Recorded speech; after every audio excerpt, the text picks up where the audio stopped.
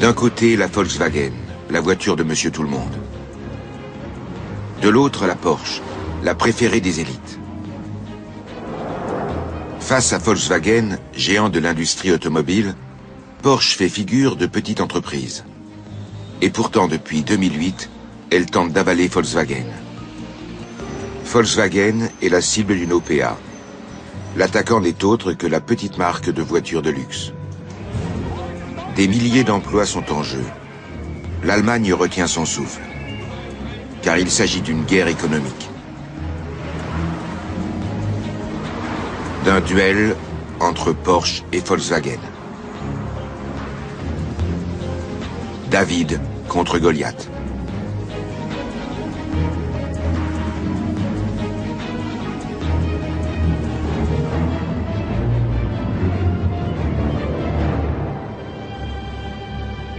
En juillet 2009, le suspense prend fin. Porsche doit jeter l'éponge.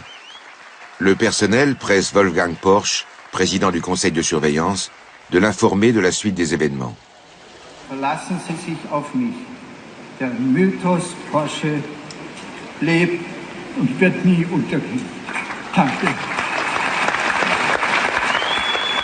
L'affrontement avait duré des mois.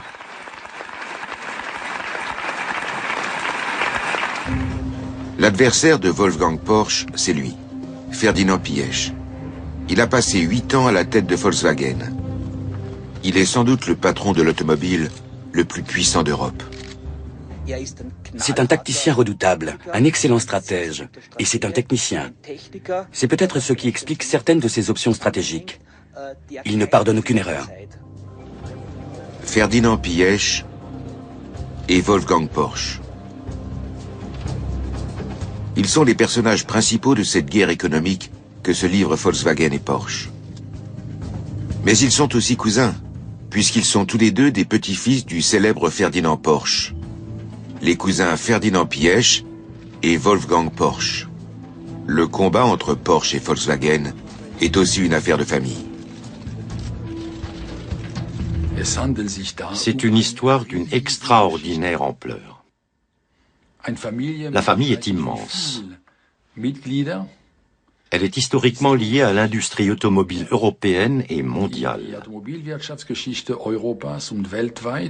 Ils sont tous cousins, parents, neveux, enfants ou petits-enfants de Ferdinand Porsche. Ferdinand Porsche a fondé la dynastie au début du XXe siècle. C'est un ingénieur, un inventeur passionné.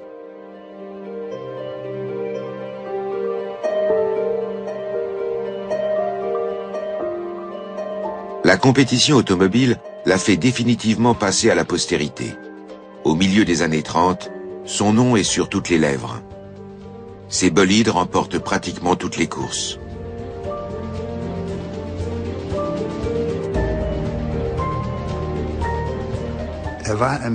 C'était quelqu'un qui avait, disons, un caractère assez explosif.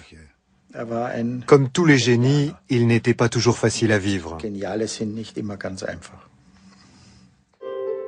Ferdinand Porsche avait une fille et un fils, Louise et Ferry, des tempéraments très différents. Si on voulait comparer mon père et sa sœur, je dirais que mon père avait une sorte de tendresse maternelle, ce qui ne veut pas dire qu'il était faible. Ma tante, elle, avait un caractère plus résolu. Mon oncle était plus conciliant, plus pondéré. Ma mère était plutôt agressive, un peu comme mon grand-père. Ferdinand Porsche avait placé tous ses espoirs dans son fils. Ferry devait se sentir appelé à jouer le rôle de prince héritier. Mais sa sœur Louise savait elle aussi ce qu'elle voulait. Frère et sœur étaient rivaux. Louise et Ferry Porsche étaient très attachés l'un à l'autre. Mais leur rapport était aussi très conflictuel. Ils avaient une relation d'amour-haine, avec des hauts et des bas. C'était probablement un lien très particulier, différent de ce qu'on trouve chez la plupart des frères et sœurs, et qui impliquait aussi une certaine dose de rivalité. Toute sa vie, Ferry Porsche a été le petit frère, et sa sœur le lui faisait sans doute sentir. Ferry a-t-il dû se battre pour sa place? Contre Louise? On rapporte que lors d'une réception dans la maison familiale, quand ils avaient une petite vingtaine d'années, ils se sont battus avec une telle violence physique que la fête a tourné court. En 1927, Louise Porsche épouse Anton Piëch, le conseiller juridique et financier de la société paternelle. Anton Piëch était l'un des associés qui ont fondé la société Porsche à Stuttgart. On peut donc dire que l'histoire des Piëch et celle des Porsche sont liées depuis 1930 au moins. Ferry se marie à son tour. Son épouse, Dorothea Reitz, est convaincue des bienfaits de la pédagogie Waldorf. C'est l'époque où Ferdinand Porsche, leur père, travaille sur un projet d'automobile qui serait accessible à tous, une voiture du peuple. Dès le début, il travaille avec son fils Ferry.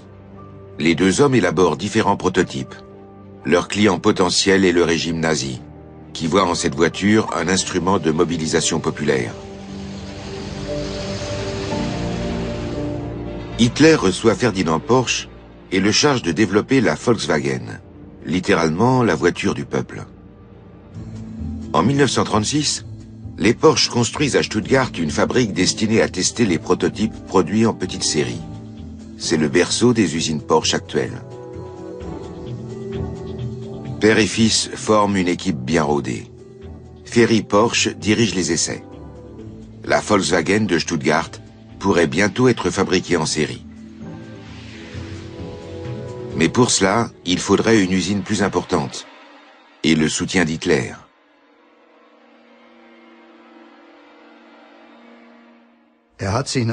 Bien sûr, il s'est un peu mis au garde à vous, comme on dit. Il a fait ce qu'on attendait de lui. Ferdinand Porsche devient le constructeur automobile d'Hitler. La production en série de la voiture du peuple peut commencer dans la future Wolfsburg. La première pierre de la ville nouvelle est posée en 1937. Les nazis la baptisent ville KDF, la force par la joie. Puis Hitler déclenche la guerre. À présent, l'usine KDF fabrique des véhicules militaires. Pour la famille Porsche, la production est source de bénéfices substantiels. Sur place, l'usine est dirigée par Anton Piëch, le gendre du fondateur. Anton Piëch est devenu un homme très puissant à Wolfsburg. De nos jours, on le qualifierait de jusqu'au-boutiste. Porsche et Piëch étaient capables d'agir sans aucun scrupule.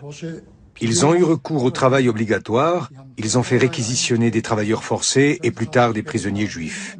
Et ils savaient parfaitement ce qui se passait. Ce recours à les travailleurs forcés contribue à l'effort de guerre, mais également à la prospérité des Porsche. La famille restera toujours liée à l'entreprise qui deviendra ensuite Volkswagen. Pendant la guerre, l'usine est bombardée. Le clan Porsche-Piëch se réfugie en Autriche. Il s'installe dans la propriété familiale à Zell am See. Ils y ont vécu une bonne partie de l'après-guerre. Le bon côté, c'était que les familles Porsche et Piëch y ont passé une grande part de leur temps. Et elles se sont efforcées de supporter les périodes difficiles de la guerre et de l'après-guerre. Ferry Porsche est là lui aussi. Entre-temps, sa famille s'est agrandie. Il a 4 fils. Wolfgang est le benjamin. À cette époque, les enfants Porsche et Piëch jouent encore ensemble. Quand on traverse des moments difficiles, on se supporte parfois beaucoup mieux qu'en temps normal. Et dans cette situation, nous étions très unis. Pour le moment, les 4 enfants de Ferry Porsche et les 4 enfants de Louise Piëch s'entendent bien. Ils admirent Ferdinand Porsche, leur illustre grand-père. Le deuxième fils de Louise, Ferdinand Piëch, est particulièrement enthousiasmé par les inventions de son aïeul.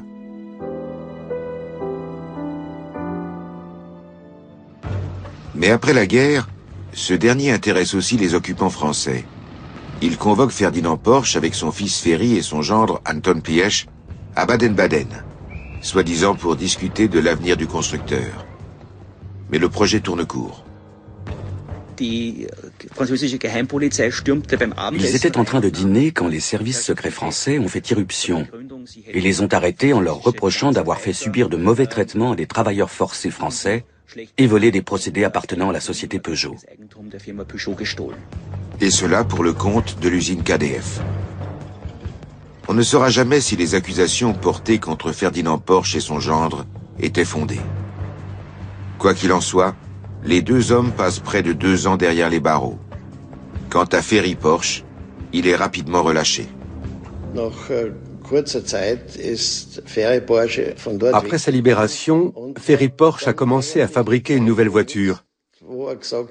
Il avait toujours eu de bonnes idées, mais il n'avait jamais pu s'affirmer dans l'ombre de ce père tellement charismatique. En partant d'une coccinelle, Ferry va élaborer la première automobile qui portera le nom de Porsche. À sa sortie de prison, Ferdinand Porsche se montre satisfait de son fils et de son œuvre, la 356.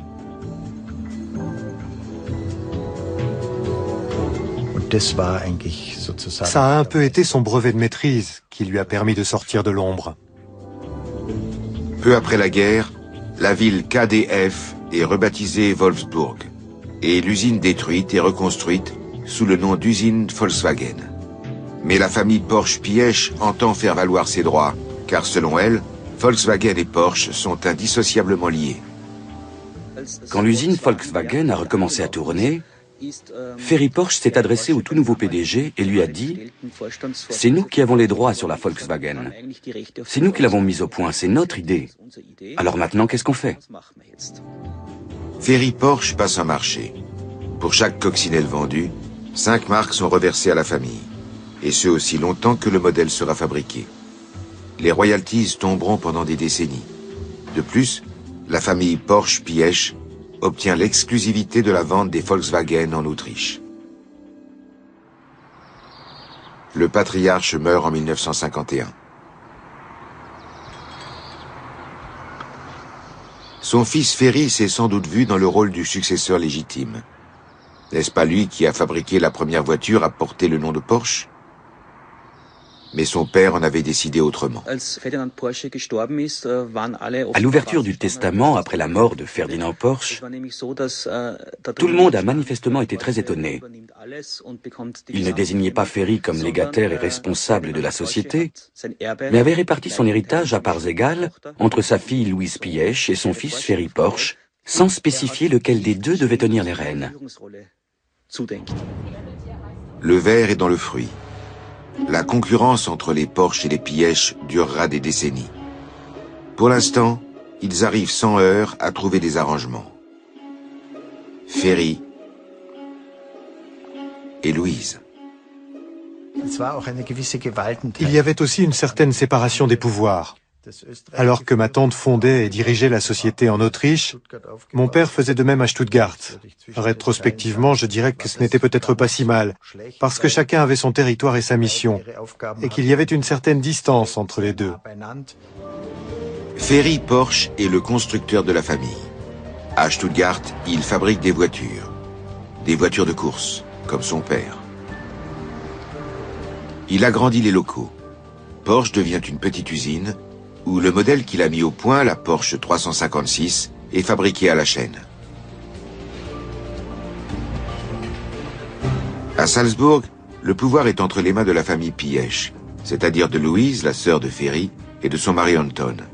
Eux sont dans les affaires, et ils s'enrichissent grâce à leur contrat d'exclusivité sur la vente de Volkswagen. Car au début des années 50, les usines Volkswagen à Wolfsburg tournent elles aussi à plein régime. La petite voiture est produite en masse. Puis Louise Piëch se retrouve seule avec 4 enfants. Anton Piëch est mort d'un infarctus le jour de l'anniversaire de sa femme. À la mort de son père, Ferdinand Piëch a seulement 15 ans. Du même coup, il a aussi un peu perdu sa mère, parce qu'il fallait faire tourner l'entreprise, s'occuper des opérations courantes, et que cela ne devait pas lui laisser beaucoup de temps pour s'occuper de ses 4 enfants. Louis Piëch envoie son fils Ferdinand en Suisse, dans un pensionnat austère. Le garçon se retrouve seul, loin de sa mère et de ses frères et sœurs. Ça l'a vraiment endurci dans le pire sens du terme. Il est passé par là parce qu'il y était contraint. C'est encore un peu ce qu'on peut lire sur son visage. Cette dureté, mais aussi cette énergie, cette force intérieure, cette résolution que cela lui a permis d'acquérir. Une grande force, la volonté de ne jamais baisser les bras et de faire cavalier seul. Ça a été primordial pendant ses années d'internat et sa scolarité. Je ne peux compter que sur moi pour me construire des murs, sinon je suis perdu. À Stuttgart, les enfants Porsche, les cousins de Ferdinand Piëch, ont une enfance heureuse, dans la villa léguée par leur célèbre grand-père.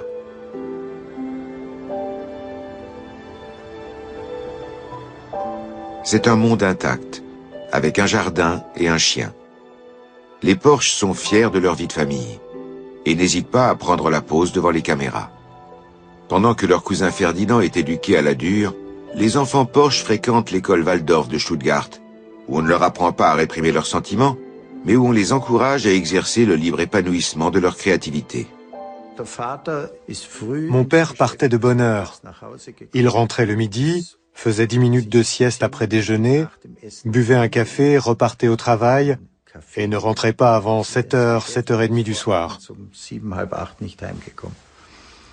Je me souviens que j'étais souvent dehors devant le portail, qu'il me disait « Je reviens d'ici un quart d'heure », mais il ne réapparaissait qu'au bout de plusieurs heures. Si Ferry Porsche ne compte pas les heures qu'il passe à l'usine de Stuttgart, c'est aussi parce qu'il tient au caractère familial de l'entreprise.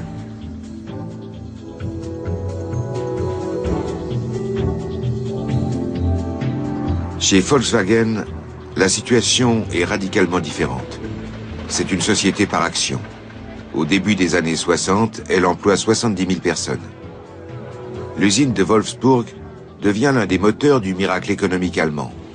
Et tant qu'on vend des coccinelles, la famille Porsche-Piëch continue d'empocher les royalties.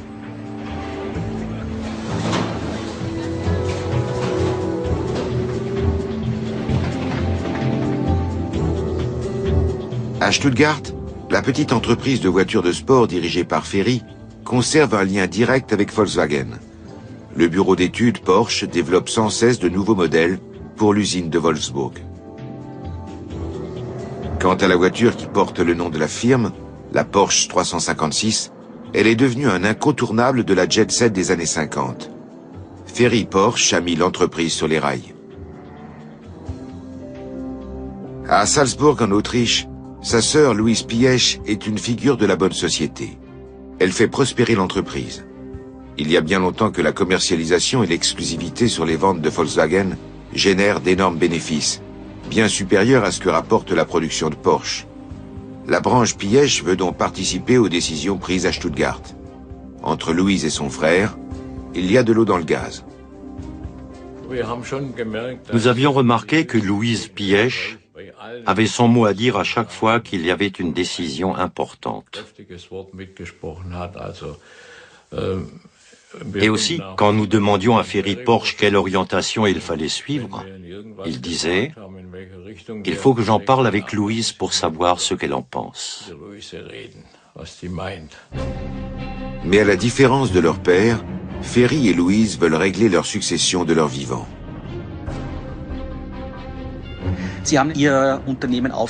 Ils ont partagé leur entreprise en 10 parts. Chacun des 4 enfants Piëch et des 4 enfants Porsche a reçu 10%. Et ils ont gardé 10% chacun. Du coup, tous les enfants ont voulu s'investir dans la société et y avoir leur place. Mais si tous ont le même nombre d'actions, qui va diriger la dynastie industrielle? Le fils aîné de Ferry semble tout désigné pour le rôle du dauphin. Sera-t-il le prochain chef du clan?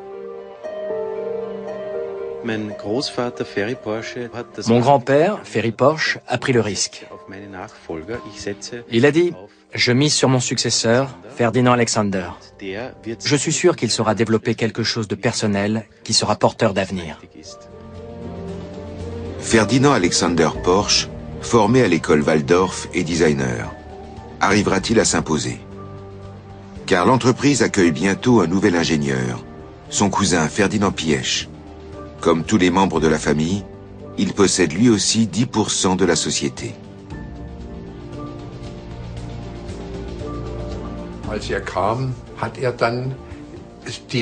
À son arrivée, il s'est mis à définir les orientations, y compris au niveau du sport automobile. Et on a senti qu'un vent nouveau a commencé à souffler sur l'entreprise. Il ne s'intéressait qu'au développement. Il était ingénieur et voulait fabriquer des automobiles et des voitures de course, et rien d'autre. Dans l'entreprise de son oncle Ferry Porsche, Ferdinand Piëch travaille jour et nuit à l'amélioration des moteurs. Il veut obtenir des performances optimales et adore les défis. Il était obsédé par la volonté d'obtenir les meilleurs résultats techniques. Ça a posé problème à beaucoup de gens, mais moi, ça m'a toujours enthousiasmé. Il a un modèle, Ferdinand Porsche. Il cherche surtout à marcher dans les pas de son grand-père. Il veut lui aussi être le fignoleur de génie qui va mettre au point des voitures de sport et de course. Il n'a pas complètement tort quand il dit qu'il a de l'essence dans le sang. Et ce carburant, cette passion pour les voitures et par là même pour l'industrie automobile, c'est justement ce qui manque à la branche Porsche. Ferry souhaite ardemment que Porsche reste une entreprise familiale. Il fait entrer son deuxième fils, Hans-Peter, dans la société. Entre-temps, un nouveau modèle est en préparation, la Porsche 911. Le projet est confié aux deux fils de Ferry. Quand on était là-bas, on avait toujours l'impression d'être en famille. Chez Porsche, on pouvait entrer dans le bureau du chef et lui parler sans aucun problème. Et ça forgeait tout le climat de l'entreprise. À la différence de ses cousins, Ferdinand Piëch se passionne pour le sport automobile. Il veut battre des records, à l'instar de son grand-père. Mais les modèles peuvent encore être perfectionnés. Les voitures de sport de Porsche sont certes maniables, mais pas toujours assez rapides. Nous avions l'avantage sur les parcours riches en virages, comme le Nürburgring ou la Targa Florio. Mais sur des circuits comme celui du Mans, où la vitesse de pointe joue un rôle décisif, nous ne pouvions pas finir en tête. Et Piëch veut gagner. Il ne peut pas se contenter d'une deuxième ou d'une troisième place. Peu à peu, l'idée de miser sur une super voiture a pris forme. Sans en parler à son oncle et à ses cousins Porsche, Ferdinand Piëch se met au travail pour mettre au point une voiture de course révolutionnaire, la Porsche 917. Une machine infernale, comme on n'en avait encore jamais vu.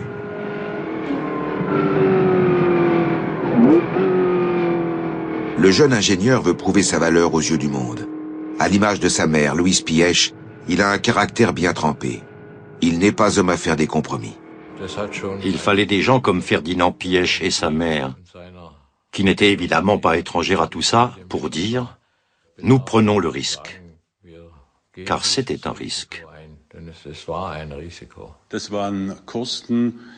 Pour l'entreprise telle qu'elle existait à l'époque, ça représentait des coûts énormes. Et Ferdinand Piëch a dû se montrer très persuasif et se donner beaucoup de mal pour convaincre son oncle. Ferry qualifiait cela d'extravagance, de délire technique, dont il n'appréciait pas la radicalité, et qu'il n'avait pas non plus envie de continuer à financer. Sur le long terme, ça revenait trop cher. Il poursuivait des objectifs matériellement incompatibles avec le budget de l'entreprise. Jusqu'au jour où la situation a explosé. Rien que pour obtenir l'homologation, il faut fabriquer 25 exemplaires du bolide. Il a lancé la production de la série avant même d'avoir terminé le moteur du prototype. Ferry Porsche a sans doute poussé des hauts cris et traité son neveu de tous les noms. Ferry contre Ferdinand. L'oncle contre le neveu. Porsche contre Piëch.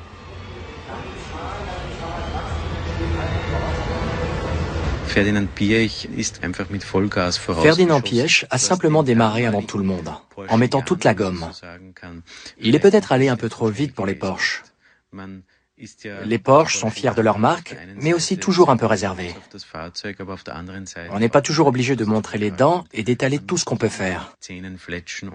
Mais de son côté, Ferdinand Piëch a cette volonté inébranlable de ne jamais perdre son objectif de vue, de ne cesser d'aller de l'avant et de toujours se donner à fond en allant jusqu'aux limites les plus extrêmes. Une fois qu'il s'est mis quelque chose en tête, il arrive toujours à ses fins. Je dois dire, à mon avis, c'est certainement le seul de la famille à pouvoir s'imposer de la sorte. En 1969, lorsque son neveu dévoile son œuvre aux yeux du public, Ferry Porsche reste ostensiblement à l'écart. Le bolide devrait enfin permettre à Ferdinand Piëch de remporter les 24 heures du Mans.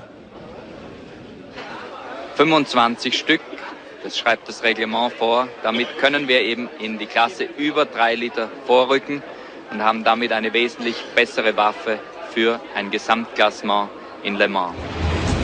Les 24 heures du Mans, édition 1970. C'est le jour J. Ferdinand Piëch doit prouver à son oncle que l'investissement en valait la peine.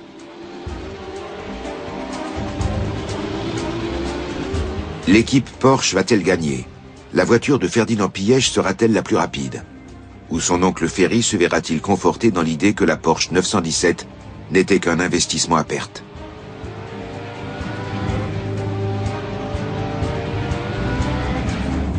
Mais Ferdinand Piëch sait ce qu'il fait. Au Mans, il propulse définitivement la marque dans la cour des grands. Tout s'est bien passé. Ça a été l'étape décisive qui a fait de Porsche une marque reconnue dans le monde entier. N'est-ce pas à Ferdinand Piëch qu'il revient maintenant de diriger la maison Porsche? Ferry Porsche sent qu'il va bientôt devoir passer la main. Mais qui lui succédera? Dans l'entreprise, deux camps se forment. La fraction Porsche contre Ferdinand Piëch. Ferdinand Piëch est entré en conflit avec son cousin Hans-Peter Porsche, qui avait dit « Pour financer le sport automobile, il prive la production de moyens considérables. » Ça a toujours posé problème. Et les différends avaient sans doute aussi une dimension personnelle. Je crois que le clan Piëch est devenu trop dominant. Ils étaient beaucoup plus durs. Pour calmer les esprits, tout le monde se réunit au Schüttgut, la propriété de famille des Porsche et des Piëch.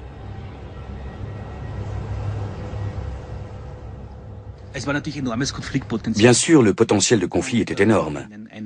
Ils ont fait venir un Américain spécialiste en communication et ont essayé de résoudre leur conflit. Chacun a dit aux autres comment il voyait les choses. Comme dans toute dynamique de groupe, tout ce qui s'était accumulé au cours des années est remonté à la surface. C'est normal.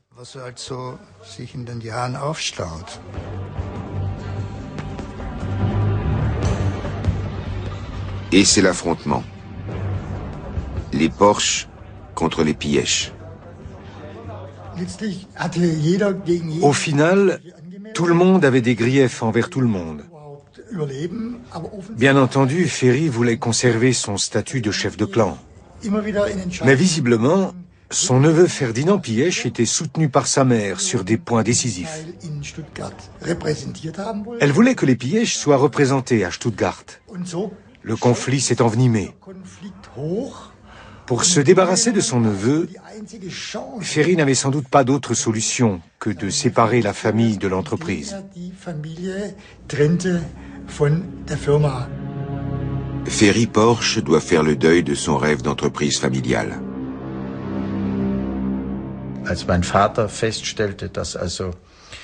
Il y avait tout de même 2 de mes frères et aussi 2 de mes cousins dans la société à Stuttgart. À un moment donné, en 1972, mon père s'est aperçu que ça ne marchait pas de cette manière. Donc il a décidé qu'il fallait que tout le monde s'en aille. Comme tous les autres, Ferdinand Piëch, dont la Porsche 917 a permis à la marque d'être mondialement reconnue, doit quitter l'entreprise. Et même si certains ne regrettent pas son départ, il laisse un vide. Le calme n'est vraiment revenu qu'après son départ. C'est un excellent ingénieur, mais sur le plan des relations humaines, ce n'était pas vraiment ça. Porsche aura désormais des directeurs salariés. Les familles Porsche et Piëch ne siègent plus qu'au conseil de surveillance. Pour Ferdinand Piëch, la pilule est dure à avaler. Il avait de belles réussites à son actif. Et voilà qu'on le chassait parce qu'il coûtait trop cher. Ferdinand Piëch continue à semer le trouble dans la famille Porsche. Ferdinand Piëch a pris sa moto pour aller en Italie. Comme c'était trop loin de Stuttgart pour faire la route en une seule journée, il s'est arrêté chez son cousin Gerd Porsche en Autriche, qui lui a présenté sa femme, et visiblement ça a fait tilt. Marlène Porsche est partie vivre avec Ferdinand Piëch et a divorcé, en conservant au passage 5% de part de la société. Si Ferdinand Piëch se lie à la femme de son cousin, est-ce pour augmenter ses parts de capital? Est-ce pour cela qu'il lui a fait la cour? En tout cas, il a toujours affirmé le contraire. Il n'épouse pas Marlène Porsche, mais leur couple durera 12 ans. Dans une famille, ce genre de choses ne renforce pas la cohésion, au contraire, ça crée des divisions. Piëch n'avait-il vraiment aucune arrière-pensée? La question, c'est de savoir quel a été le facteur décisif. Est-ce qu'il voulait faire une démonstration de force du genre « Vous allez voir, vous les Porsche, de quel bois je me chauffe ». Je ne pense pas. Je ne crois pas non plus qu'il ait fait cela pour s'affirmer dans la position de celui qui obtient toujours ce qu'il veut. Je pense que c'était beaucoup plus romantique et plus beau que ça. Ils ont eu un fils, mais comme ils n'étaient pas mariés, ils portent le nom de Porsche.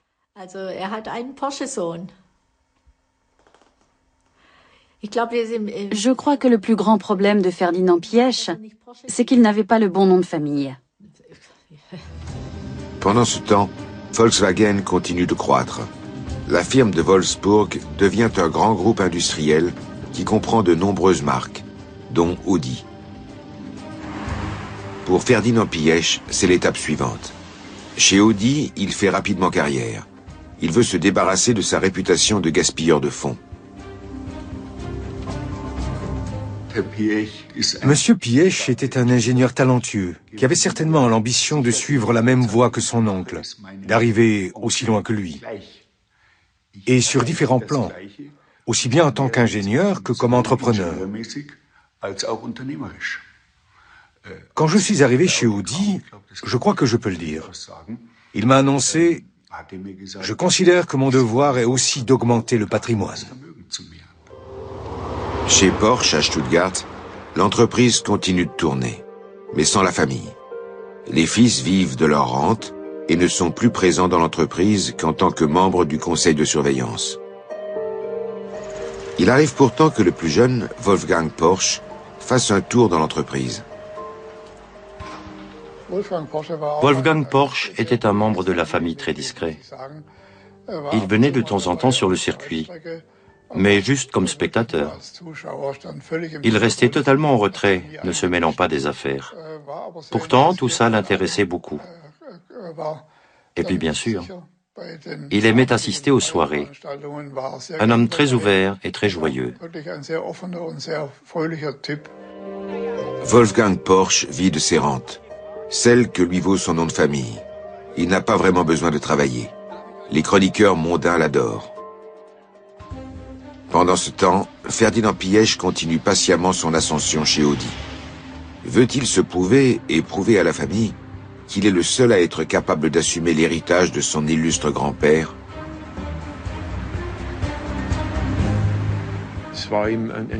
Porsche était déjà devenu la marque de voiture de sport. Mais en hissant Audi à un niveau qu'on pouvait qualifier de haut de gamme, il prenait un peu sa revanche. C'est alors qu'il présente une nouvelle voiture de sport.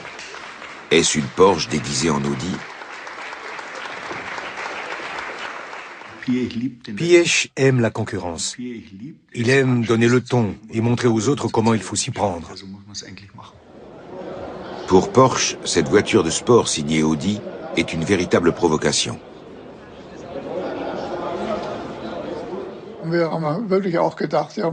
Nous nous sommes vraiment demandé s'il n'aurait pas mieux fait de s'abstenir. Parce que même s'il s'appelle Piëch, il reste un Porsche.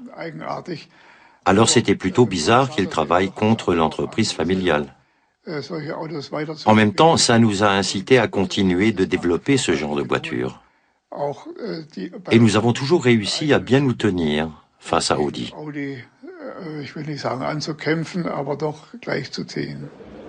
Pour Ferdinand Piëch, est-ce un moyen de relancer le duel avec Porsche?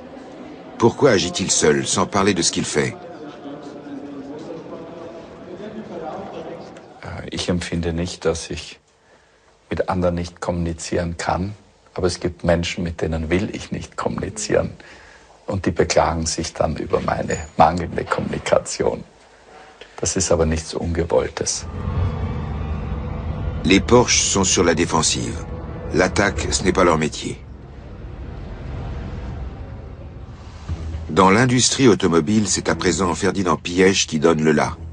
Chez Audi, son ascension vertigineuse le mène à la tête du conseil d'administration. Il introduit de nouvelles méthodes de travail. Il vérifie tout lui-même.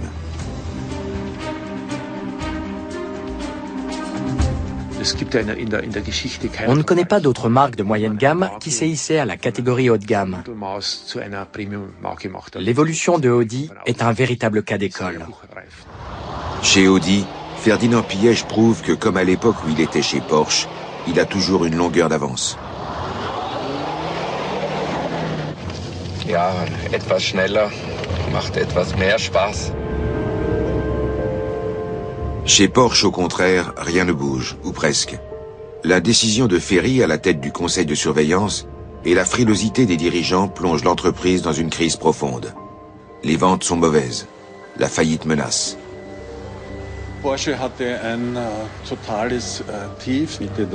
Porsche a touché le fond.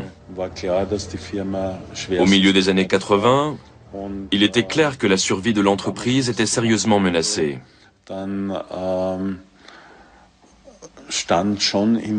Et si rien n'avait été fait, elle aurait sans doute fini par sombrer.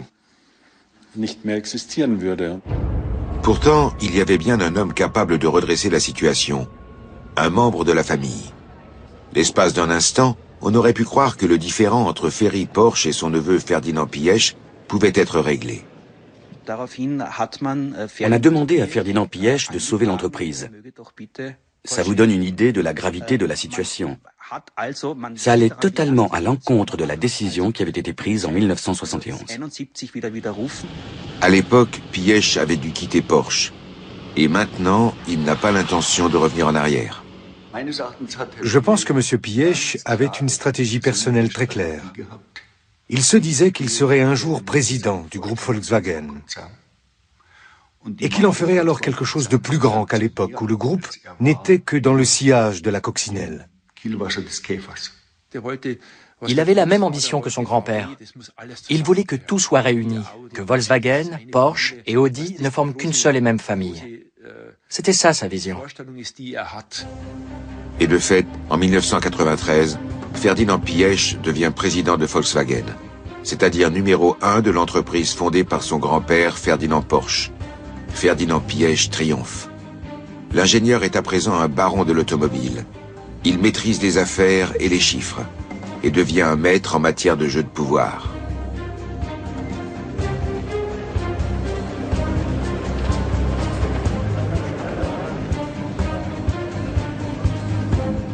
Es ist uns gelungen, zum dritten Mal in Folge das Ergebnis zu verdoppeln. Et chez Porsche, est-on jaloux des succès de Volkswagen? Spätestens dann, wie mein Bruder Une certaine tension s'est installée, en tout cas quand mon frère est devenu numéro 1 à Wolfsburg.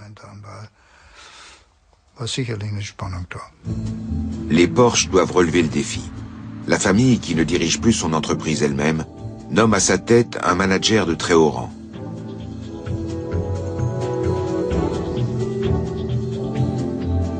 C'est lui, Wendelin Wiedeking, qui sera chargé de redresser la barre et de redorer le blason de l'entreprise.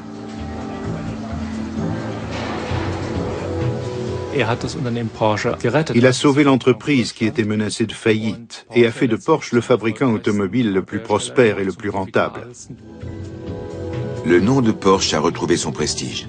La réussite économique de l'entreprise rejaillit directement sur la famille et sur son image. Mon père a assisté à la renaissance de l'entreprise. Pour lui, c'était très important.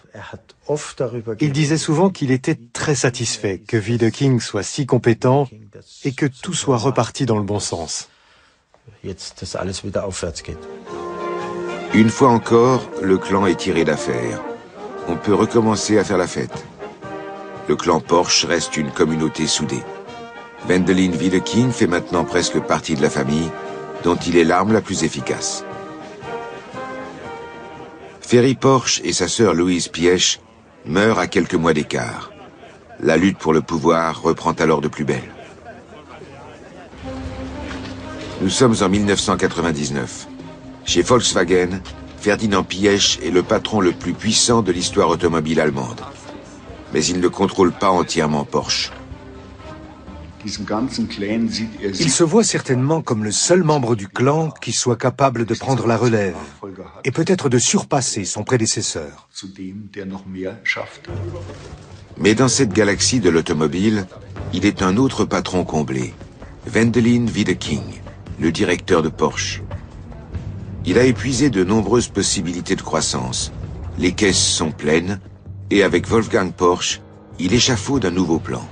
Il s'agit d'utiliser les bénéfices qui se chiffrent en milliards pour entrer dans le capital de Volkswagen. Mais pour cela, il faut que Ferdinand Piëch donne son accord. Il ne faut pas oublier qu'il a des parts chez Porsche. On estime qu'il détient 13% de l'usine. Mais en même temps, c'est un homme de Volkswagen. Son père a dirigé l'usine pendant la guerre. Il travaille pour le groupe Volkswagen depuis 1972, d'abord chez Audi, puis directement chez Volkswagen. Son cœur bat aussi pour Volkswagen. D'un point de vue strictement économique, que ce soit Volkswagen qui rachète Porsche ou l'inverse, ne fait sans doute aucune différence pour lui. Et il est favorable à un rapprochement des deux sociétés. Mais Piëch pourrait-il se soumettre à Porsche? Même si en tant que propriétaire, les différentes branches de la famille avaient beaucoup de désaccords, elles se rejoignaient sur un point. Il fallait entrer dans le capital de Volkswagen. Ferdinand Piëch a lui aussi approuvé la décision. Mais en arrière-plan, la situation était tout autre. Au cours de l'opération, le caractère de la relation entre Porsche et Volkswagen a changé. D'une entrée dans le capital, qu'à Wolfsburg on voyait d'un œil un peu soupçonneux, mais tout de même presque amical, on est passé à une OPA hostile. Wendelin Wiedeking veut tout le pouvoir pour Porsche. Une attaque frontale contre Volkswagen et Ferdinand Piëch, qui se fait aussi discret que les autres sont bruyants. Wir haben Wetten gemacht, wann die Hauptversammlung zu Ende ist. Ich könnte Ihnen sagen, wie meine Wette lautet. Ich hoffe, ich verliere, dann sind wir noch früher zu Hause. Le duel se déroule maintenant sur la place publique.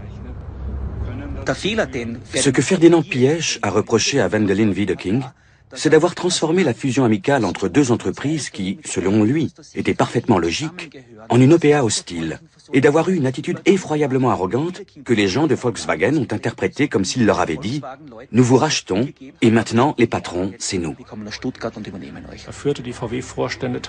Il traitait parfois les directeurs de Volkswagen comme des gamins. Il les interrogeait, il essayait de les coincer. Du coup, les gens de Volkswagen étaient totalement sur la défensive face à ceux de Porsche. Et Piëch a vu arriver le moment où la fusion allait mener droit dans le mur. Parce qu'on peut avoir toutes les actions qu'on veut. Si la direction et le personnel se braquent, on perd le contrôle de l'entreprise. Les Porsche sont sûrs de leur victoire.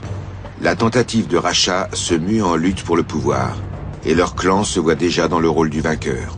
En coulisses, Wolfgang Porsche crée la surprise en se faisant élire président du conseil de surveillance de Porsche. Et du coup, se désigne général en chef dans la bataille. Tous les regards sont rivés sur lui.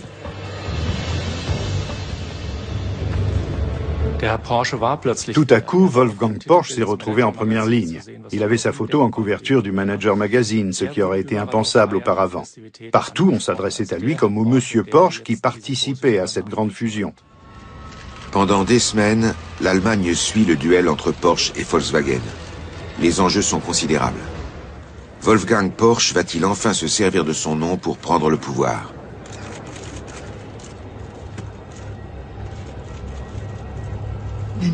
À ce titre, il aurait effectivement eu l'avantage sur son cousin Ferdinand Piëch.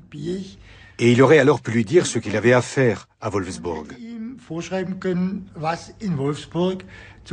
D'ailleurs, c'est un peu ce qui avait été prévu à Stuttgart. Et bien évidemment, cela ne convenait absolument pas à Ferdinand Piëch. Serait-il capable de supporter une telle défaite, de voir son cousin devenir l'homme fort de Volkswagen ? Ferdinand Piëch prépare soigneusement la contre-attaque.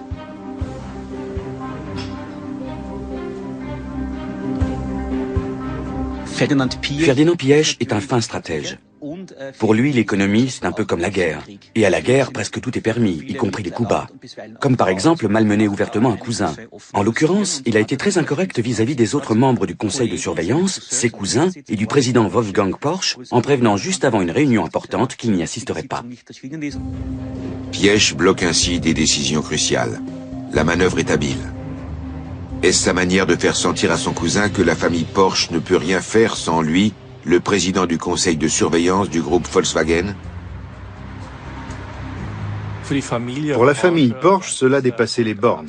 Ils étaient tellement furieux contre Ferdinand Piëch que plusieurs d'entre eux ont dit qu'il était hors de question qu'il continue à les ridiculiser. Et Ferdinand Piëch a agi comme à son habitude, en tacticien habile. Il a commencé par ne pas se rendre à une ou deux réunions de famille auxquelles il avait été convoqué, en se faisant excuser pour maladie. Il n'était pas rare que même Wolfgang Porsche ne puisse pas le joindre au téléphone. C'est au tour de Wolfgang Porsche de réagir. Il manque d'expérience. Comment pourrait-il contrer son cousin? Il joue son va-tout. Il emprunte des sommes considérables pour acheter encore plus d'actions Volkswagen.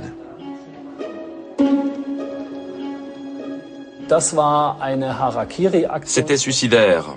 Il n'y a pas d'autre terme. Pour acquérir 10% de parts en plus, il a emprunté pas loin de 10 milliards. Ça mettait l'existence de l'entreprise en péril. Wolfgang Porsche risque gros. D'autant plus qu'il y a un autre obstacle. La loi Volkswagen. La loi Volkswagen prévoyait entre autres qu'aucun actionnaire ne pouvait disposer de plus de 20% des voix, quel que soit le nombre d'actions qu'il possédait. Mais Wolfgang Porsche et son fidèle Wiedeking misent sur une prochaine abrogation de la loi, comme le réclame l'Union européenne. Dans ce cas, il n'aurait plus qu'à acheter toutes les actions Volkswagen nécessaires pour prendre le contrôle de l'entreprise.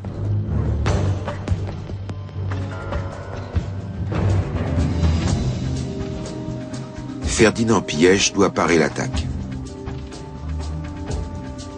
Et donc faire en sorte que la loi Volkswagen reste valide. Il voulait empêcher que Porsche dispose d'une majorité absolue avec 75% des parts. Seul, il n'avait aucun pouvoir, bien sûr. Mais il est très fort quand il s'agit de trouver des alliés pour atteindre des objectifs précis. Dans ce cas, Christian Wulff, ministre-président du Land de Basse-Saxe, était son allié naturel. L'homme politique se bat pour défendre cette clause importante. À son tour, le personnel de Volkswagen se mobilise contre la prise du contrôle par Porsche. Grâce à l'aide de ses alliés, Ferdinand Piëch réussit à repousser l'attaque. La crise financière de 2009 donne le coup de grâce à ce qui reste du plan Porsche. Les crédits astronomiques se transforment en pièges.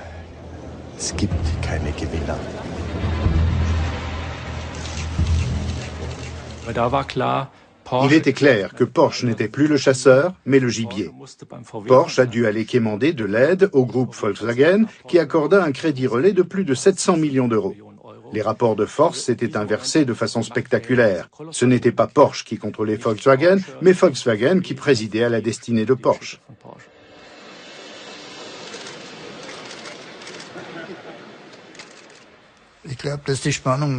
Je crois qu'il y a plus de tension chez les Porsche que chez les Piëch.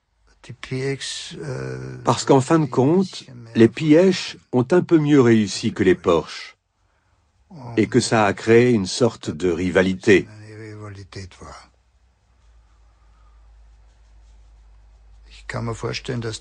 J'imagine que les Porsche auraient préféré siéger au conseil de surveillance de Volkswagen. Ils ont essayé d'ailleurs. Sans y parvenir, Ferdinand Piëch sort vainqueur du duel avec Wolfgang Porsche. Mais les enjeux dépassent largement l'affrontement entre deux cousins. Ce qui est en jeu, c'est Volkswagen, Porsche et des dizaines de milliers d'emplois. Verlassen Sie sich auf mich. Der Mythos Porsche lebt und wird nie untergehen. Danke. Car à présent, c'est Volkswagen qui va prendre le contrôle de Porsche. La famille traverse des mois difficiles. En tant que représentant des familles, Wolfgang Porsche a dû accompagner ce processus en retenant ses larmes. Cela n'a pas été facile pour aucun d'entre nous. Sur tous les champs de bataille, il reste des cadavres que les généraux ne voient pas. Ferdinand Piëch a remporté une grande bataille. Mais pour permettre à Volkswagen de remporter la victoire, il a compromis la paix de la famille. Wolfgang Porsche a pris de gros risques, lui aussi. Et il a perdu. Aux dernières nouvelles, les Porsche et les Piëch ont enterré l'âge de guerre. Mais pour combien de temps ?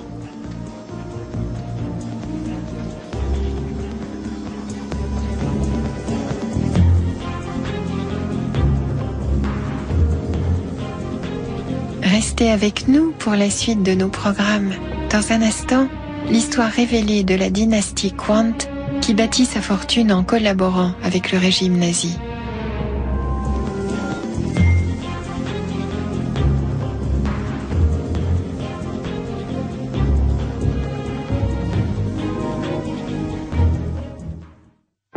À partir de lundi,